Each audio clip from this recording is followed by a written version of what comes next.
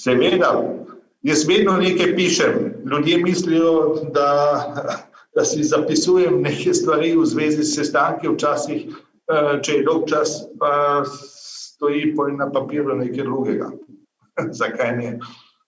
Koroški slovenski pesnik Jani Osvald živi v Ljubljani, Celovcu in na Dunaju, kjer je tudi študiral pravo. Dela kot menedžer v zavarovalništvu.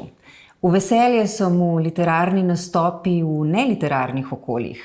Sem pripadnik street arta, torej nastopa na cesti, v tramvaju, v tovarni testenin.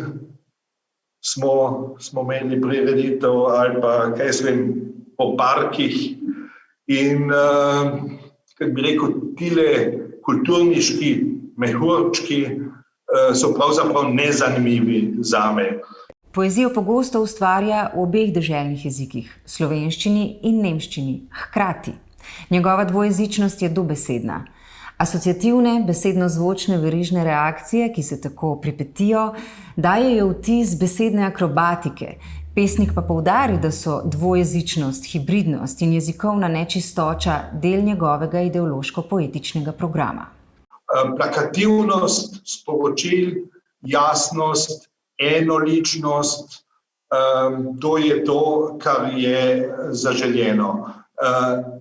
Življenje pa se dogaja včasih vmes in tisto vmes, med vrsticami, tista hibridnost je to, kar me pol tudi vzbuja k pisanju. Je dolgoletni politični in kulturni aktivist. Ob lanski 100. obletnici koroškega plebiscita je svojo vizijo za prihodnost avstrijske Koroške opisal: naj bo prepoznavna kot zavestna, odprta multikulturna dežela, kjer naj imajo pravico do slovenščine vsi Korošci, tudi ne Slovenci. S tem strahom in pogumom imam svoje težave. O strahu in pogumu pravzaprav ne pišem in povsod, kjer je strah, je tudi pogum in obratno in po mojem je to kot tako, je to banalna stvar. Temelji.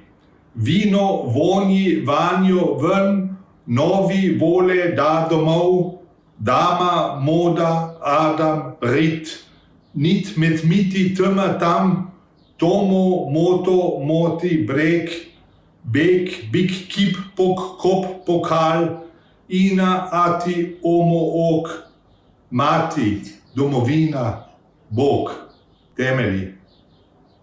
Več kot 300-stranski izbor iz njegove poezije je izšel ob avtorjevi 60-letnici.